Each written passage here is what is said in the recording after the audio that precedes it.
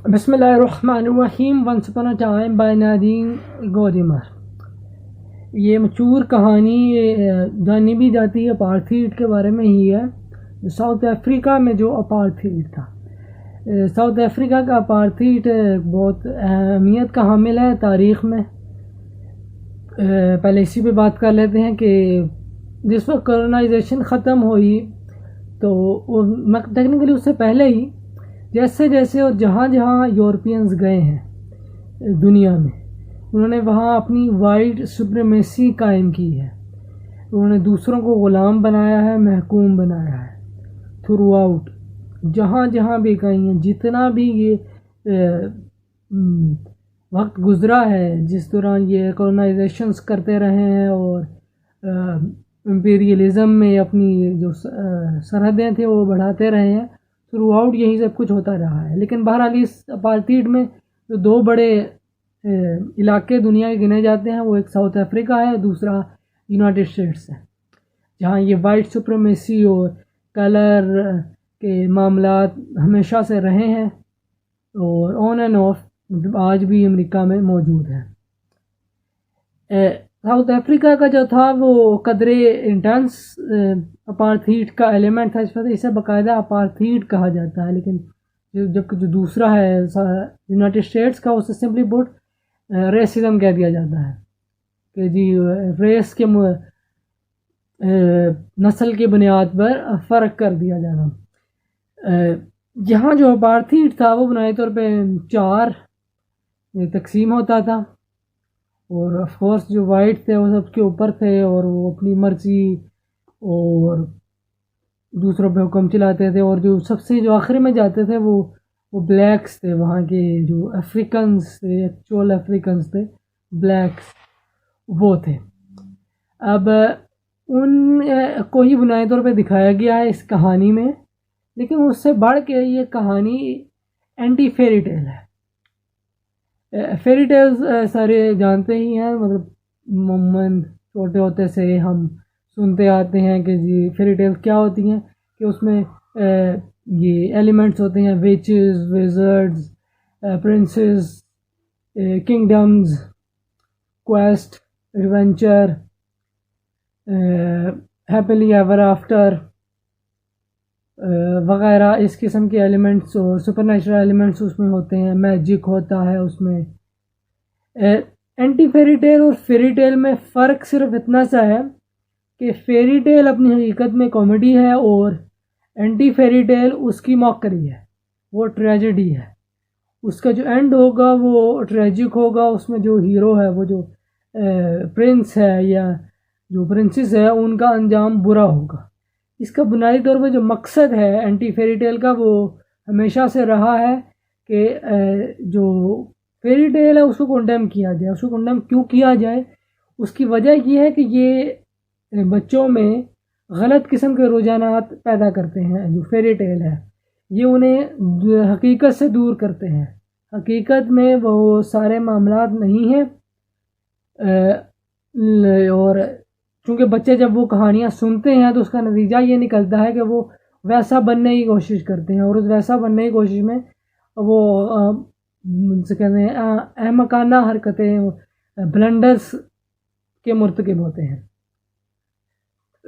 इसी बुनियादी वजह पे ये एंटी फेरी टेल्स लिखी जाती हैं। इस कहानी का बुनियादी तौर पे जो मेन जो इसका जो कहा जाए जो स्ट्रक्चर है वो ये है, जो मतलब एक तो उसका जो थीमेटिक कंसर्न है वो वही है, अपार्थीड है, लेकिन उसका जो स्ट्रक्चरल कंसर्न है वो एंटी फेरी टेल है।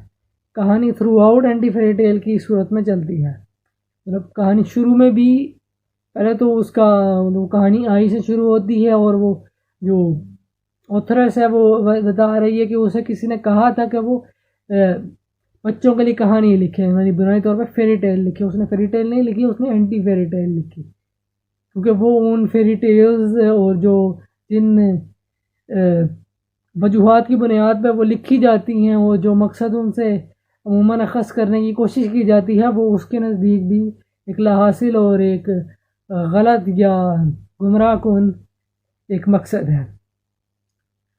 और कहानी में भी यही सब कुछ हो रहा है। उसके किरदार वैसे ही हैं जैसे एक फेरी टेल के होते हैं।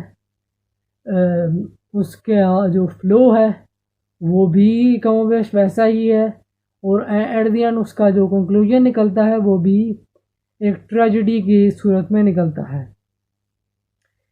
अब इसके जो बुनियादी जो एक तो थीम जो पार्ट थी हमने डिस्कस कर लिया है, और उसको ज़रा अगर मज़ीद देखा जाए तो ये जो कहानी है बुनियादी तौर पे 1988 में लिखी गई है। 1931 में साउथ अफ्रीका आज़ाद हुआ था, और उस वक्त से उससे पहले ग़ुलाम थे, बुनियादी तौर पे जो नेटिव्स थे वो ग़ुलाम थे। उसके बाद चूँकि वो हो गए, आज़ाद तो हो गए थे, लेकिन अपार्थीड थी, और एलानिया अपार्थीड थी, यानी एलानिया तौर पर जो निचली अक़वाम जो थी उनको दबाया जाता था, उन पे जबर, उन पे जुल्म किया जाता था, ये चला आ रहा था। अब वो जो नेल्सन मंडेला जो कि ब्लैक्स का लीडर है, वो 1991 में जेल से रिहा होता है, और उसके बाद वो बाद में सदर बनता है, और वो जो अपार्थीड है वो ख़त्म की जाती है। तो ये 1988 में है, यानी बिल्कुल। तो उससे पहले जो हंगामे हो रहे थे और जो हालात ख़राब हो गए थे वो अपनी शिद्दत और अपनी हदों को छू रहे थे, और उन्हीं हदों पे को मद्देनज़र रखते हुए उस वक्त के जो सदर है वो नेल्सन मंडेला से पहली मरतबा 1988 में ही मिलता है जेल में जाके, और उसका नतीजा ये निकलता है कि 1991 में उसे रिहा कर दिया जाता है, और एट दी एंड वो अपार्थीड ख़त्म होती है। तो ये वो पॉइंट है जहाँ अपार्थीड और अपार्थीड का जो रिएक्शन है बुनियादी तौर पे जो ब्लैक्स की तरफ से था वो अपने उरूजों को पहुंच जाता है जिस वक्त ये कहानी लिखी गई है। अब साथ ही साथ जो इसके और थीम्स जो इस कहानी में पाए जाते हैं उनमें इनइक्वालिटी है, क्योंकि वही मैंने बताया कि 4 में उन्हें तकसीम कर दिया गया, ये और ये। उसमें वो दर्जा बंदी होती थी कि जो पहले हैं ऑफ कोर्स वो उनके पास हर किस्म का हक मौजूद है, जो उसके बाद है उससे कम, जो उसके बाद है उससे कम, और जो उसके बाद है वो बिल्कुल ही ग़ुलाम। बिल्कुल ऐसे ही समझ लें जैसे हिंदुओं के यहाँ जो 4 की तकसीम है, बिल्कुल वैसे ही यहाँ अपार्थीड में साउथ अफ्रीका में वाइट्स ने जो कि उस वक्त रूलर्स थे उन्होंने कर दी थी।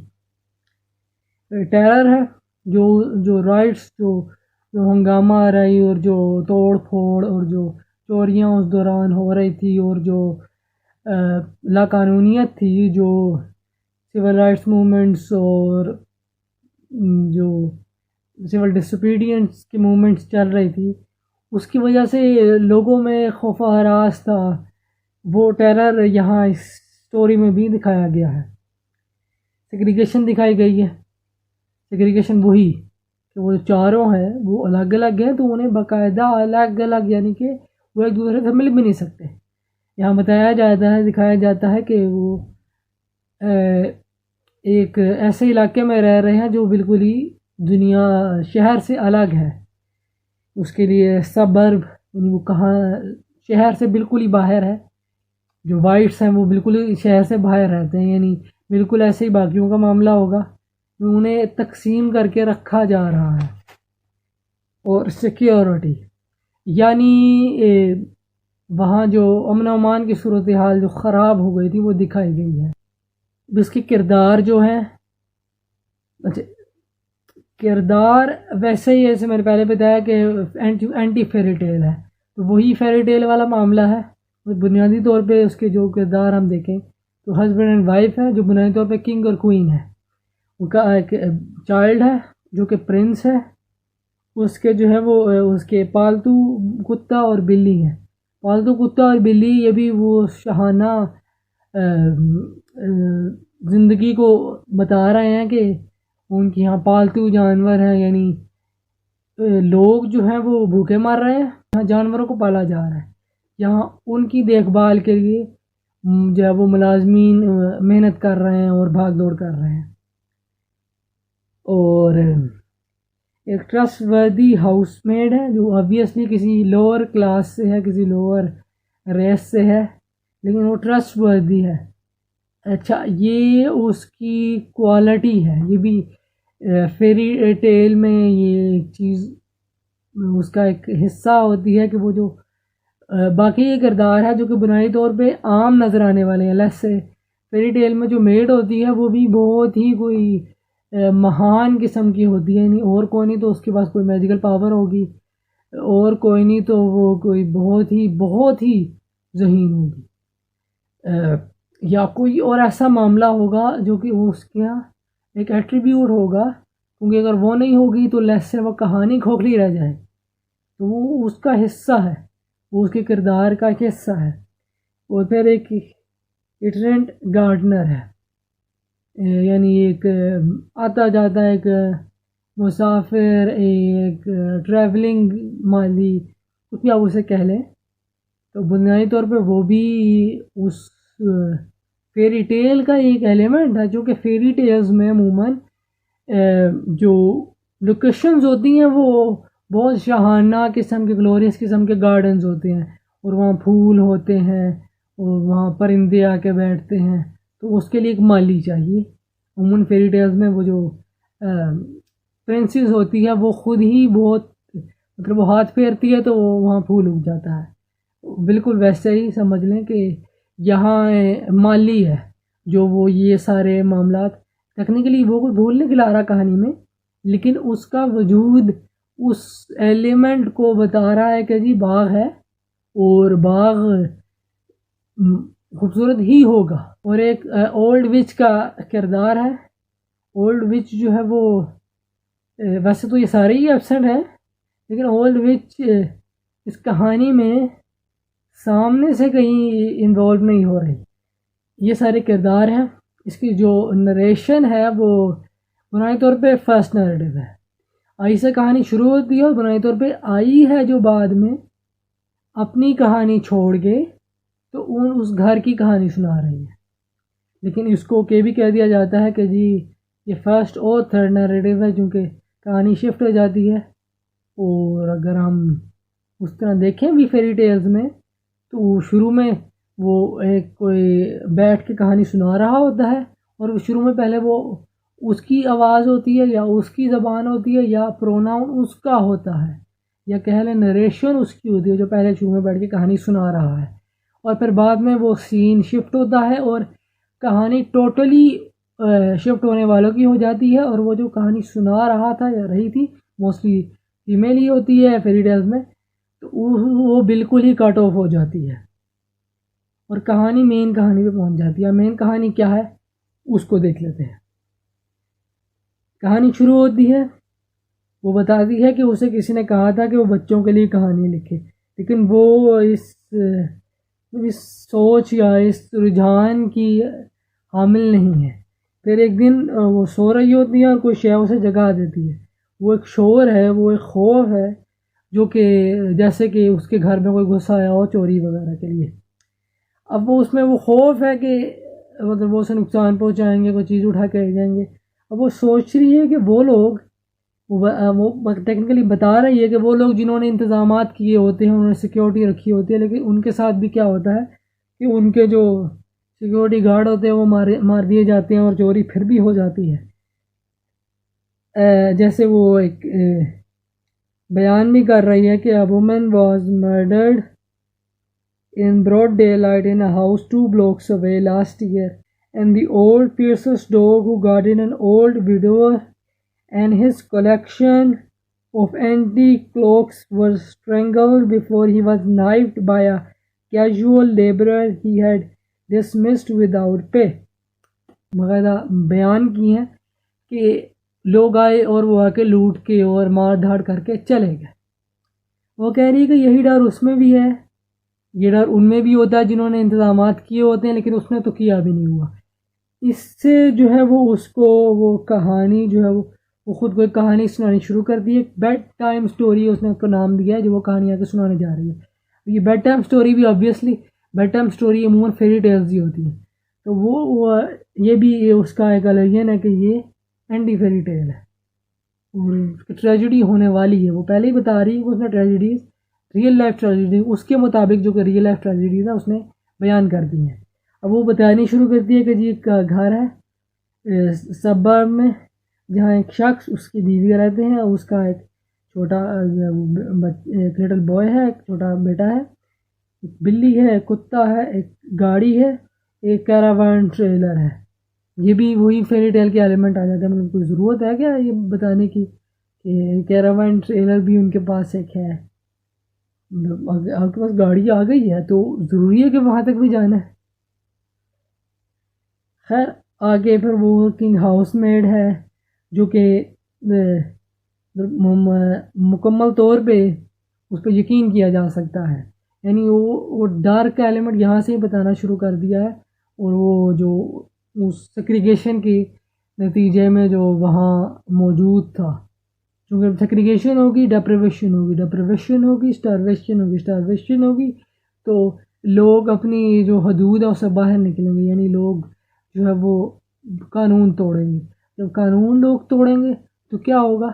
यही होगा जो हो रहा है, फियर आएगा। अब वो यहाँ पे है, यहाँ पे वो लोग, वो मैं बार बार कहानी में मेंशन होगा कि happily ever after, they begin to live happily ever after. यानी वो वहाँ हैप्पीली एवर आफ्टर कर रहे थे। डॉग था वो लाइसेंस था और उनकी इंश्योरेंस हुई हुई थी फायर, फ्लड, डैमेज, थेफ्ट। और वो जो लोकल नेबरहुड वॉच है, यानी जो उनका सिक्योरिटी का इंतज़ाम है नेबरहुड का, वो उसके साथ भी लिंक्ड थे।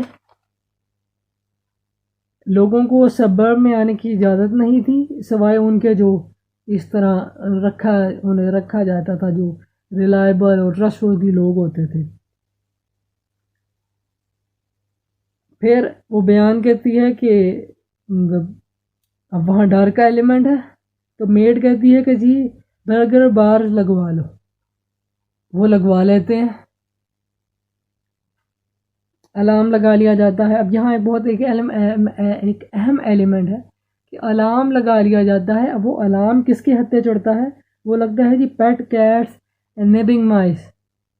और फिर उसका फिर क्या नतीजा निकलता है कि alarm call to one and other across the garden. यानी एक अलार्म बजता है, वो दूसरे को खुद ही ट्रिगर कर लेता है। यानी वो अलार्म जो है वो बजते ही रहते हैं। फिर ये डर जो है ना, वो सादा अल्फाज में मैं एक बात कहा करता हूँ कि डर की कोई हद नहीं होती, पर वो बढ़ी जाता है, बढ़ी जाता है, बढ़ी जाता है। और बिगड़ते बिगड़ते मामला क्या होता है कि लोग आदी हो जाते हैं उस सब के जरिए अलार्म बाज रहे हैं, जी बिल्ली गुजरी होगी, और जी चूहा गुजरा होगा, वो एक अलार्म ने दूसरे को बजा दिया होगा। इस वजह से क्या होता है, लोग गाफिल हो गए, बेखबर हो गए, तो नतीजा क्या होता है, लोग घुस आते हैं और वो जो बार्स लगाए हैं उनको काट जाते हैं, अंदर आते हैं और जो उन्हें चुराना होता है, मतलब यहाँ hi fi equipment, television sets, cassette players, cameras, radios, jewellery and clothing, और वो आते हैं और आके ले जाते हैं। Sometimes we're hungry enough to devour everything, और आते हैं और कुछ खा खू के तो निकल जाते हैं। तो फिर एक और आगे बहुत मज़ेदार है जो बात लिखी गई है, वो ये है कि जी insurance company paid no compensation for single malt. और इससे भी आगे, a loss made keener by the property owners knowledge that the thief wouldn't even have been able to appreciate what it was that they were drinking. यानी कि वो आए और उन्होंने आके कुछ पिया वहाँ से, यानी कोई ड्रिंक, कोई एक्सपेंसिव ड्रिंक वगैरह, और उन्होंने तारीफ भी नहीं की और चले गए। और ऑनर को इस बात का दुख लगा हुआ है कि उन्होंने तारीफ नहीं की, तो चले गए, तारीफ नहीं की, इतना महंगा ड्रिंक था तो तारीफ नहीं की। मतलब वो अमीरों वाला, वो अमीर है तो उन्हें बस इसी से फ़र्क पड़ रहा है जी वो हमारी तारीफ करे कोई। मतलब वो जस्सी झल के बल ले गया।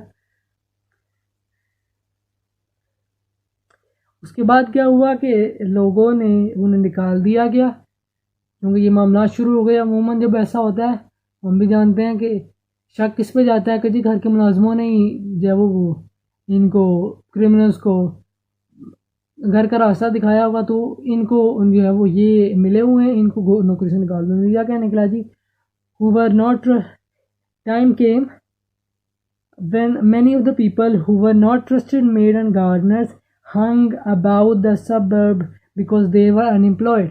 उन्हें नौकरी से निकाल दिया गया और उन्होंने खुदकुशी कर ली, क्योंकि असल मसला उसका क्या बन चुका हुआ था, भूख। सेग्रीगेशन का जो असल जो नतीजा निकला था वो था भूख। और फिर उसका क्या आगे मज़ीद एक वो घर में अब वो एडवांसमेंट कर रहे हैं। पहले उन्होंने आयरन बार्स लगवाई थी, अब वो इलेक्ट्रॉनिक ऑपरेटेड गेट्स लगवा रहे हैं, उन्हें लगवा लिए एंड ऑल दैट। फिर वो आगे और उनके जो बयान कर रहे हैं कि उनके हालात क्या थे। A green tunnel of street, a beautiful suburb, sometime they fell asleep lying right before the gates in the mid sun। उनके लिए मौज है, वो सबर्ब में आराम से याशी कर रहे हैं और लोग भूखे हैं। आगे वो अपने बेटे के लिए ट्राईसाइकिल लेके आता है। उसके बाद ये होता है कि जैसे वो बाहर निकलते हैं तो वो देखते हैं कि लोग भूखे हैं, पड़े हुए हैं, तो वो जो बीवी है वो कहती है अपनी मेड से कि इनको कुछ दे आओ, ब्रेड एंड टी। तो वो कहती है कि नहीं, ये मुझे बांध देंगे और घर में घुसाएंगे और ये कर देंगे। तो वो हस्बैंड वो रोकता है उस पर। उसके बाद फिर वो इतना करते हैं कि वो जो उसकी ट्राईसाइकिल है लड़के की वो अंदर ले आते हैं, यानी वो भी अंदर ही चलाए। उनका अगला डर पैदा होता है कि जी कहीं कोई दीवार पे चढ़ के ना तो अंदर आ जाए। और वो जो उसकी माँ है वाइस ओल्ड विच, वो जो है वो क्रिसमस पे अपने बेटे और बहू को ईंटें भेज दिए ताकि वो दीवार लंबी कर सकें, और उसको लड़के को स्पेस सूट आउटफिट और बुक ऑफ फेरी टेल्स भेज दिए। फिर ख़बरें मज़ीद आना शुरू हो जाती हैं। तो ख़बर उन्हें की आती है कि जी फैमिली खा रही थी तो उनके बेडरूम में वो घुसे हैं और वहाँ से वो लूट के चले गए हैं। इसी दौरान उसको वाइफ को नज़र आता है कि बिल्ली दीवार पर चढ़ी है और वापस आ गई है। उसे वहाँ भी एक डर सा मालूम हो जाता है। अब इस दौरान इस डर से बचने के लिए नया रास्ता तलाश करते हैं, वो बाहर निकलते हैं। अब बाहर निकल के वो क्या चीज़ देखते हैं कि जी मुख्तलिफ लोगों ने मुख्तलिफ तरीके अपनाए हुए हैं ताकि लोग दीवार भी फलांग के ना आ सकें, जो कैसे हमारे यहाँ भी पाए जाते हैं। हम उनमें वो जो तरीके वो बयान करते हैं वो क्या हैं जी कि जी वो ज़मीन दीवार के अंदर वो शीशे जो है वो शीशे के टुकड़े जमा वो लगा दिए जाएं ताकि वो चढ़ ना सके, वो लोहे के स्पाइक्स लगा दिए जाएं, या स्पेनिश जिस तरह स्टाइल होता था वो उसकी तरीके से वो नुकीले और वो टेढ़े मेरे कुछ स्पाइक्स बना दिए जाएं, या जो न्यू क्लासिकल जो स्टाइल था जिसमें वो आर्म्स बनाए जाते थे वो बना दिए जाएं ताकि कोई अंदर ना घुस सके। और फाइनली जो चीज़ उन्हें पसंद आती है जो बाद में लगाते भी हैं वो होती है वो जो जिसे हम अमूमन खारदार तारे कह देते हैं, कि वो गोल गोल होगी और उसको ना ऊपर से कोई चढ़ सकेगा ना ही कोई अंदर से गुजर सकेगा। खैर वो लगा देते हैं और वो इसी खुशी में होते हैं कि ना तो इसको कोई चढ़ सकता है और ना ही इसके कोई अंदर से गुजर सकता है। अगले दिन उसी रात वो जो वो जो वाइफ है वो अपने बेटे को वो फेरी टेल वहाँ से वो पढ़ के सुनाती है। अब उस पढ़ने का उस पर असर होता है, जैसे मैंने बताया कि जो बुनियादी तौर पे एंटी फेरी टेल का जो फंक्शन है वो ये है कि ये मॉक करता है फेरी टेल के आइडिया को, कि फेरी टेल इंसान को गुमराह कर रही है और इंसान को भटका रही है रियल लाइफ पर्पस से, जो रियलिटी से वो उनको गलत तरफ लेके जा रही है और गलत चीज़ें सिखा रही है। उसका नतीजा क्या होता है कि अगले दिन वो खुद को एक प्रिंस समझता है और वो जो है वो दीवार फलांग कर उस खारदार तार में से गुजरने की कोशिश करता है और उसमें फंस जाता है। वो फंस जाता है, वो जो माली है उसे निकालने की कोशिश करता है और उसके अपने हाथ कट जाते हैं, यानी उस पर ज़ख्म आ जाते हैं, उसके अपने हाथ छलनी हो जाते हैं उसके गार्डनर के। और अल्टीमेटली वो जो उनके फिर अपने ही लोगों को यानी जिन्होंने वो इंस्टॉल किया होता है उन्हीं को बुलाया जाता है। वो आके उसको बच्चे को निकालते हैं तो उसका मुर्दा जिस्म उससे निकल पाता है। या आखिर में एक एलिमेंट है वो वायर कटर का है, यानी वो जो तार है वो जो वायर है वो उस सेग्रीगेशन का नाम है, और जो वायर कटर है वो उस अपार्थीड को सेग्रीगेशन को ख़त्म करने का नाम है। तो ये है सारी once upon a time by Nadine गोदीमा।